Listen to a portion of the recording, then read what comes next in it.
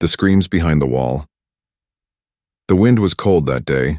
James, a traveler from Earth, walked slowly through the quiet alien village.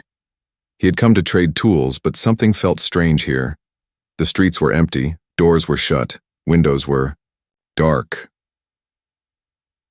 He stopped near a stone wall. It was tall, covered with moss, and curved around the village like a prison. As he looked up, he heard it. A scream. Faint at first, like the sound of wind. But then again louder this time. "Please, someone, please help me." James froze. The voice was from the other side of the wall. It wasn't the wind. It was real. He looked around. A few villagers were nearby. An old alien man sweeping his steps. Two younger ones talking near a market stall. None of them reacted. Another scream. This time it was sharp, painful. A woman's voice. James turned to the old alien man. "Did you hear that? Someone's in trouble." The alien didn't even look at him. "Forget it, off-worlder. It's none of your business, but someone's screaming." The man looked up with cold, tired eyes. "She deserves it." James stepped back, shocked. "What did she do?" The old man didn't answer. He just turned and went inside, shutting the door behind him. James clenched his jaw. He couldn't ignore it. He walked along the edge of the wall, searching. Then he saw it, a narrow gap between two stones. He peeked through. At first he saw nothing. Then he saw her. She was chained to the wall, arms above her head. Her body was bruised. Her skin, light blue with glowing lines, was covered in dust and dried blood. Her hair hung in tangled ropes. She looked more like a ghost than a living being. She looked up, eyes wide with fear. And pain. James gasped. The woman flinched. "Please," she whispered. "Don't hurt me again." "I'm not here to hurt you," James whispered back. "What happened to you?" She looked away. "They left me here. Said I must die. They won't even let me have water." James felt sick. "Why? What did you do?" "I tried to stop them. I tried to speak the truth, so they called me a liar, a killer." James couldn't understand. She looked half dead. No one deserved this. She began to cry, but her tears were slow and dry. She had no water left in her. James looked around. No, one was watching. He reached into his bag and took out a small water bottle. Carefully, he passed it through the gap. Her chained hands shook as she tried to grab it. She dropped it. "Wait," James whispered. He pulled off his belt and hooked the bottle on the end. Slowly, he pushed it closer. She caught it this time. She drank in small sips, her eyes closed. For a moment, she looked at peace. Then came the footsteps. James ducked away from the wall. Two guards in brown armor walked past. One of them stopped. "Did you hear something?" The other shrugged. "Probably her. Still not dead?" "She's strong. Too strong. Let her rot." They laughed and walked on. James's hands turned into fists. He had seen cruelty before, but this was evil. He waited until they were gone, then looked through the gap again. "I'll come back tonight," he whispered. "I'll help. You." Her eyes widened in panic. "No, don't. If they catch you, I'm not leaving you like this," James said firmly. "No one should suffer like this. I don't care what they say you did."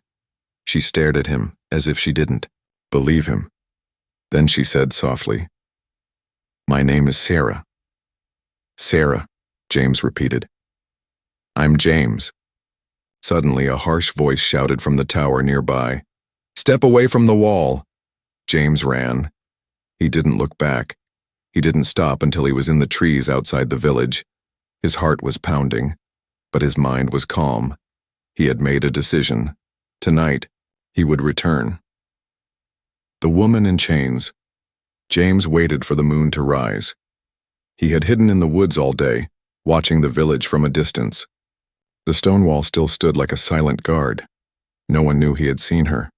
No one knew he planned to return. When the sky turned dark purple and the last lanterns were turned off in the village, James moved. He wore a black cloak and carried only a knife and a small bag. In his bag, water, soft bread, a blanket, and a sharp metal cutter. His heart was steady, his steps quiet. He found the same gap in the wall. He listened. No voices, no footsteps. He peeked through. Sarah was still there, but now she wasn't crying. She was just still. Her head hung low. Her chest rose and fell slowly, like her body was giving up. James whispered, "Sarah." She didn't move. He pushed his hand through and touched her arm. Cold. Too cold.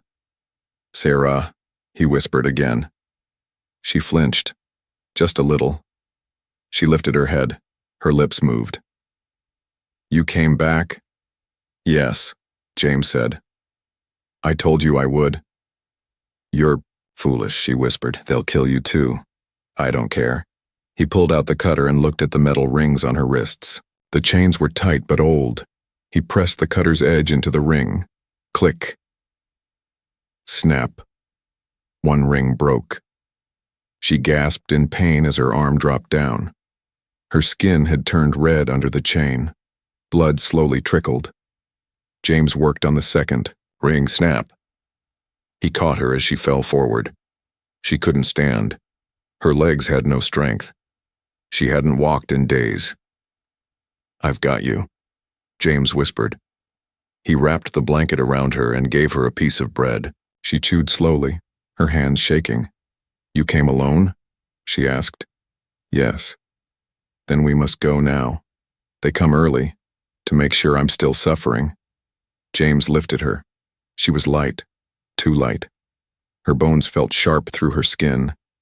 He carried her through the wall's shadow. He knew the guard pattern now. 2 guards at the gate, 1 on the tower, none at the back. He walked through the trees, careful not to snap any twigs. The forest covered them like a secret. Only when they were far, far from the village did James stop to breathe. He laid her down under a thick tree and gave her more water. "Why did they do this to you?" he finally asked. Sarah stared at the stars for a moment. "There was a child," she said. "A little one. He died. They said I poisoned him." James frowned. "Did you?" "No. The water was bad. I told the council. They ignored me. When the child died, they blamed me." She paused. "They needed someone to hate, someone to punish." James sat beside her, his fists clenched. "And no one stood up for you?" She shook her head. "I was alone. My mate had died last year. My family is gone." "You have me now," James said softly. Sarah looked at him. "Why are you doing this?" James didn't know how to explain. "Because I heard your scream, and it hurt. Because you didn't deserve it, and maybe because no one else cared." Her lips trembled. "Thank you," she said, tears rolling down her cheeks again, but this time not from pain. Suddenly, a sound snapped behind them. A twig. James turned. A shadow moved. Someone was following. He grabbed Sarah and pulled her behind a rock. They stayed still. More footsteps. Soft, slow, careful. Someone was hunting them. James pulled out his knife. A voice whispered in the dark. "Return the prisoner, and we won't break your legs, human." James gritted his teeth. "Come and try." There was silence, then a sharp whistle, and the sound of retreating boots. They were not alone anymore. A crime. She didn't commit. James didn't sleep that night. He sat by the fire, knife in hand, watching the shadows dance. Sarah slept beside him, wrapped in his coat. Her breathing was soft now, but her wrists still bled from the chains. Her body still shook from weakness. They were not safe. Not yet. In the early morning, James made a decision. He had to know the truth. He looked at Sarah. "I need to go back to the village." Her eyes shot open. "No, they'll kill you. Won't go through the main gate, I'll wear a mask, I just need answers, I need to know why they really punished you. She looked scared. They'll never tell you the truth. Then I'll find someone who will, James said. He left. Before the sun fully rose, wrapping himself in dark cloth, he moved like a shadow, returning to the edge of the village. Hours passed as he listened, watched, waited.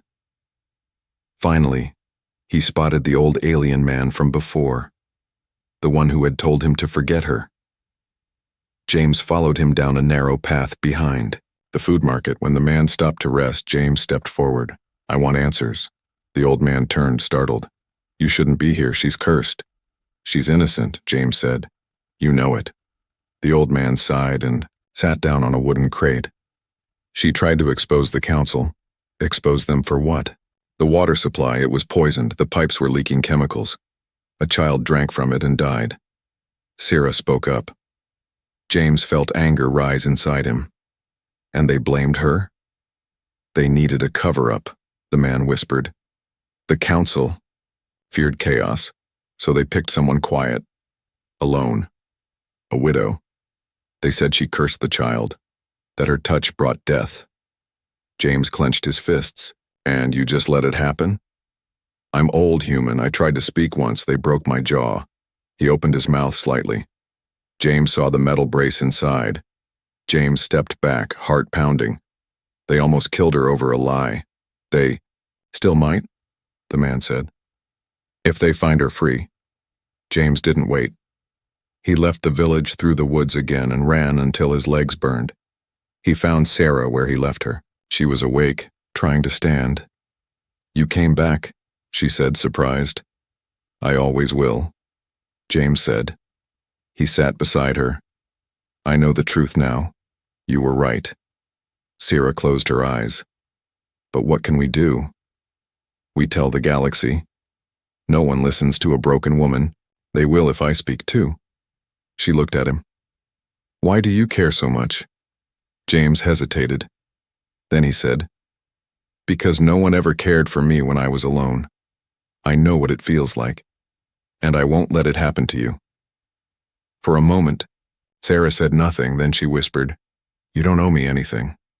James looked at her, voice firm. Then let me do this as a man who sees justice, not a favor, a duty. Suddenly they heard movement again, not one, but 3 sets of boots. James grabbed Sarah's hand. They found us again, he said. She struggled to stand. Then we run together. They ran, through the thick trees, over fallen logs. Her legs were weak, but she didn't stop. James held her when she stumbled. He pulled her forward, refusing to lose her. Blaster fire rang behind them. They ducked. Behind a hill of rocks.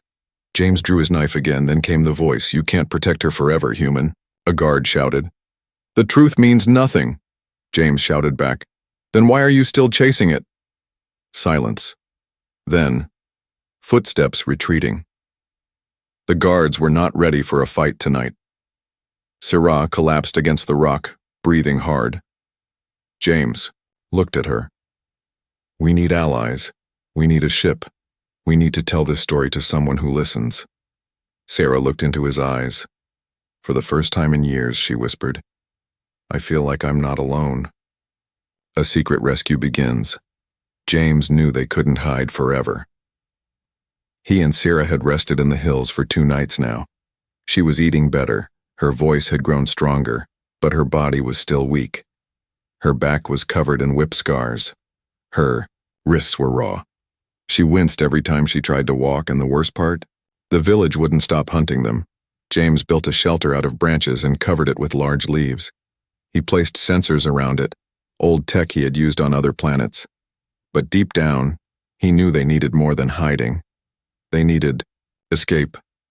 One night, Sarah sat beside the fire, staring at the stars. Her voice was soft. I had a son once. James looked at her, surprised. She continued. He died 2 winters ago. Fever. No medicine. After that, I became invisible to them. James felt a pain in his chest. I'm sorry, Sarah. She turned to him. You're the first person who said that. They sat in silence. Then James said, "We need a way off this planet." Sarah's eyes lit up. "You have a ship?" He shook his head. "No, but I know someone who does, a smuggler named Cracks. He owes me a favor." She looked unsure. "Can we trust him?" James smiled. "Not at all. But I saved his life once. He won't forget." The next morning, James left Sarah hidden in a cave and made his way to the nearby spaceport. It wasn't far, but it was dangerous. If even one villager saw him, the alarm would spread fast. He covered his face with a scarf and moved through, the crowd like a ghost. The spaceport was alive with noise, ships roaring, traders shouting, engines whining. James found Cracks near a junker ship, chewing on dried fruit with his three-fingered hand. The smuggler blinked when he saw him. "James? I thought you were dead." "Almost," James said. "I need transport, quiet, fast." Cracks raised an eyebrow. "Trouble? More than you want to know." "Payment?" James tossed him a small bag. It wasn't much, but enough to speak. Cracks weighed the bag. "That gets you out of here." "Who else?" "A woman." The smuggler paused. "You're risking this for a woman?" James didn't answer. Cracks leaned close. "You always were crazy." James grinned. "Are you in?" Cracks sighed. "Give me one night. My engine's sick, but I'll fly." James returned to the cave. Sarah looked up as he entered. Did he agree? "Yes. Tomorrow night. But we'll have to get through the patrols." She nodded slowly. "Then we move now." They packed quickly. Just what they needed. James helped her walk, arm around her side. The moon was high when they reached the edge of the forest. The spaceport lights glowed in the distance. That's when James saw them. 4 guards, standing near the landing gate, plasters in hand. "They're waiting for us," he whispered. Sarah's breath caught. "They knew you'd go to the port." James pulled her behind an old wall. "We'll find another way." But there was no other way. Cracks's ship was on, the far side, already heating up, steam rising from the engines. If they didn't move soon, they'd miss their only chance. Then Sarah did something unexpected. She stood tall, pulled the scarf from her neck and whispered, "Use me as bait." James turned sharply. "No, I'll draw them away. You get to the ship, then come back for me." "I won't leave you," James growled. She smiled weakly. "You already saved me. Let me save us." Before he could stop her, she stepped into the light. The guards shouted. "There she is." They chased her down a side path, blasters raised. James didn't waste a second. He sprinted the opposite way, circled around the crates, and reached Cracks's ship. Cracks opened the hatch. "Where's the girl?" "She's buying us time," the smuggler cursed in his alien tongue. "We don't have long." "I'm going." "Back for her," James said. Cracks grabbed his arm. "You'll get shot." James looked at him. "Then tell the story if I don't come back." Hunted by the town, Sarah ran, but her legs were failing. The guards chased her through the dark paths between rusted metal crates and silent ships. Alarms blared. Red lights flashed across the spaceport. Shouts filled the night. "Stop her! She's the escaped prisoner." "Don't let her reach the exit." Sarah's lungs burned. Her bare feet hit the cold ground, again and again. But she didn't stop. She didn't look back. Every step she took was for James, for the one man who gave her hope when everyone else gave her pain. She stumbled. A guard reached for her, but before he could touch her, crack. A metal pipe slammed into his head from the side. It was James. He pulled her behind cover. "I told you I'd come back," Sarah gasped. "You shouldn't have." "And leave you alone again?" "Never." They ducked behind crates. Guards were spreading out, searching. James held her close, whispering, "Can you still run?" She nodded, even though her legs trembled. Together they moved, slow and careful, using the shadows to hide. But the guards had scanners now. They were getting close. Suddenly a voice echoed from a speaker above. "This is Captain Norin of Council Enforcement. The fugitive is to be captured alive. The human aiding her is to be executed on sight. Sarah flinched. They'll kill you. James just smiled. They'll have to catch me first. They reached the docking ramp. Crax's ship waited. Engines on, ramp lowered. But between them and the ship, 4 guards. Armed. Ready. No time to hide. No place to run. James looked at Sarah. Do you trust me? She nodded. With everything? James stood tall, pulled a flash grenade from his belt and kissed her forehead. Run when it goes off. She gripped his hand. Don't die. Not today. He threw the grenade. Flash! A burst of white light exploded across the port. The guards screamed and dropped their weapons, blinded. Sarah ran with all her strength. James followed, grabbing a dropped blaster. They reached the ramp just as a laser shot grazed James's arm. Cried out, but kept moving. Crax pulled them inside and slammed the door shut. You idiots nearly died. James collapsed to the floor, holding Sarah close. But we didn't. The ship lifted into the sky, engines roaring. The town shrank behind them, angry lights and smoke fading into distance. They were finally free. But only for now.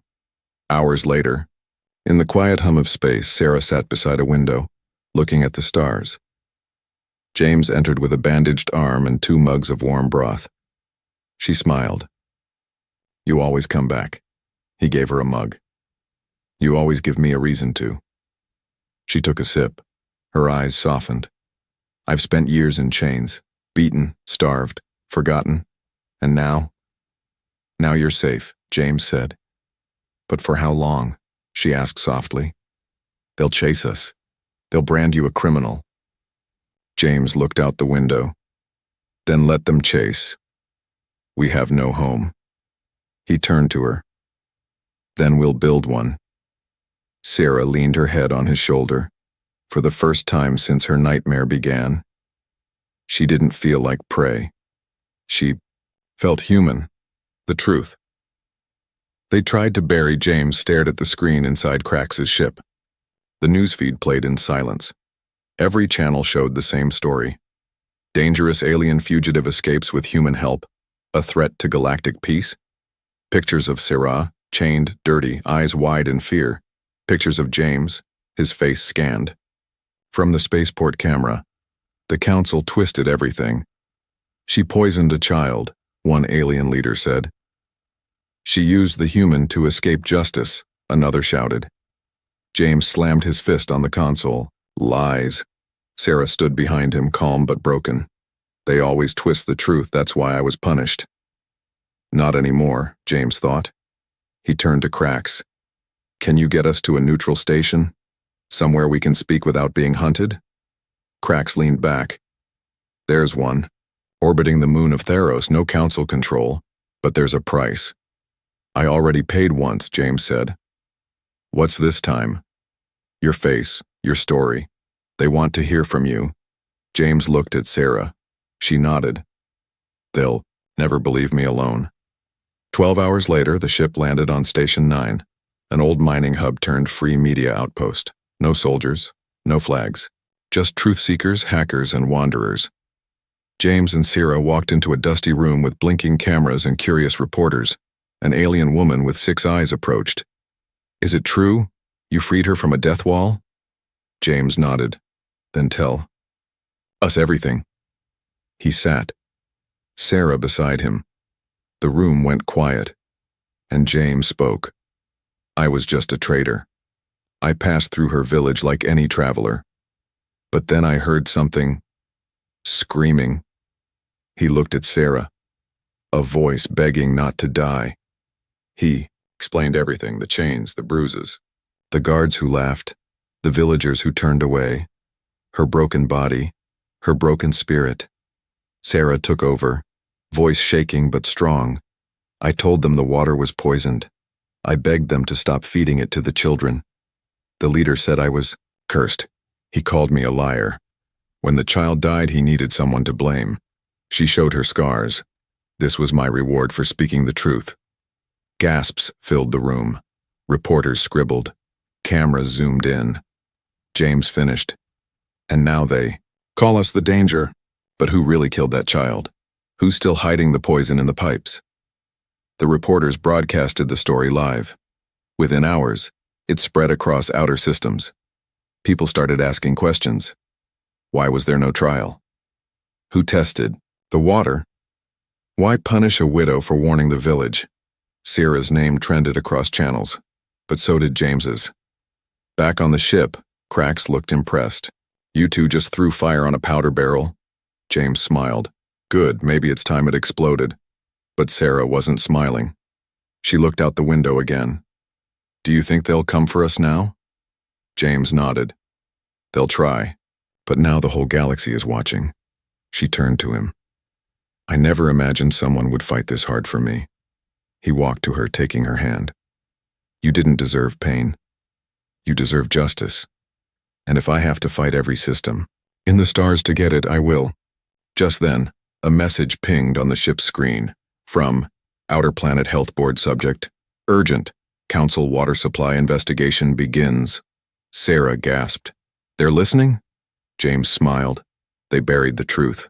We just dug it up. The chains are broken. The galaxy had changed. One voice became two. Two voices became millions. Sarah's story was everywhere now. News networks called her the chained truth. Children drew pictures of her standing tall and free. Villagers from her planet began to speak, quietly at first, then louder. I knew she was innocent. She tried to warn us. We were too afraid to help.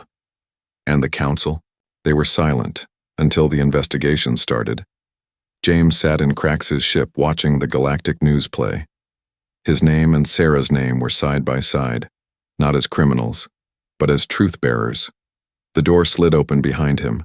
Sarah stepped in, dressed not in rags but in a soft white robe a local healer had gifted her. Her wounds were healing. Her eyes looked brighter.